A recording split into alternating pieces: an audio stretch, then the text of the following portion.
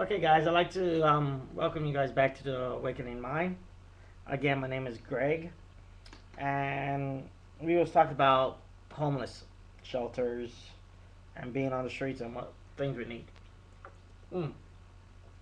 Talk about homeless shelters. There are some agencies out there that will assist and help people that are homeless. Um, they are very hard to find out there. Okay. Um, Also, I forgot to tell you one more thing. You need is Q-tips to keep your ears clean. That'll break. I mean, if you have a dirty ears and everything, then you'll get sick a lot quicker. Head chemicals, things like that. Um, Depends on what state, what city, where you're at. It is hard being homeless. It's rough. Places like California, Las Vegas, Washington, those places are harder on homeless people too. But when I was homeless, I was in Dayton. I was in Cincinnati, Kentucky, Florida. I was there in Florida. I was homeless in Florida.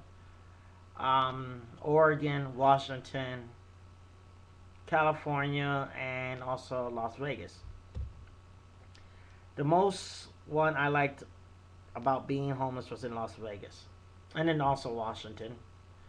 Um, Seattle, Washington. When you're homeless, there are places where you can sleep or shelters, things like that. But you gotta be up early. I mean, the cops are actually wake you up and tell you to leave the area. So it means you gotta get up, roll up your blanket or pillow or whatever you got, and put it somewhere where it won't be taken. And a lot of homeless people has these places where they put their spot. They call it their hideout dens or whatever. I call them raccoon nests, squirrel nests. Actually, it looks like tiny squirrel nests. They'll take a bag, put their stuff in. It's either a camouflage type bag or black bag where you can't very see very well, and they shove it up in bushes, trees, places where people won't actually notice that it's there.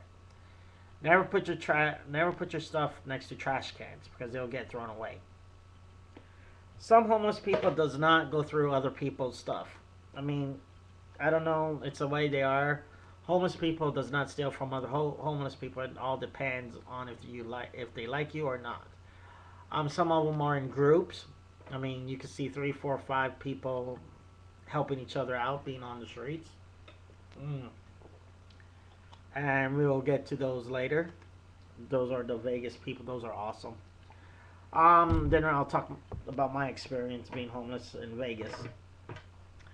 Um, Salvation Army, or in Washington, Olympia. That's in Washington State, called Olympia, state capital of Washington. Olympia had Sally's, which they call Salvation Army. Gospel Mission, United Gospel Mission. That was a place where we go to eat, and also they do church services, all kinds of services with every meal. The rules are at the shelter. You got to be in at a certain time, and you got to leave at a certain time. So you got to look out for those shelters because you got to abide by their rules.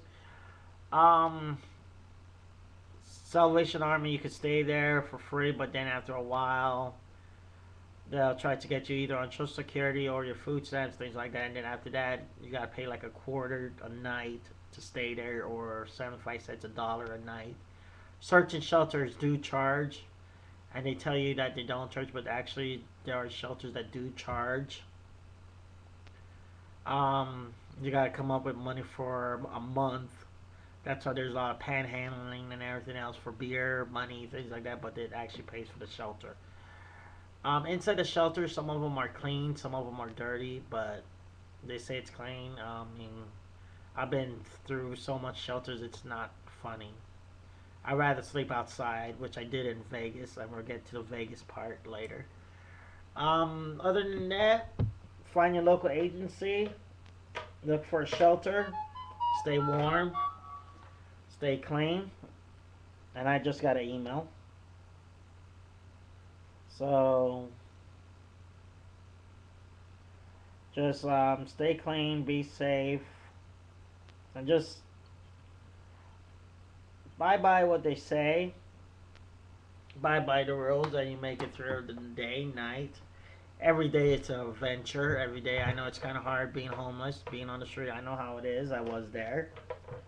A lot of people don't want to go there, but sooner or later, a lot of people will. Hard times comes for people, so be happy for what you got. Be thankful for your family. Be thankful for what you got. Be thankful and all that. And next videos, we're going to get more details on how I survived. And so I'd like to say thank you. I remember I'm doing all for tips. And also, please comment on my site. And also leave me your email, comments, and everything. So for those that does comment, I'd be happy to send an email. And my email will be listed right back on top of this site. So thank you.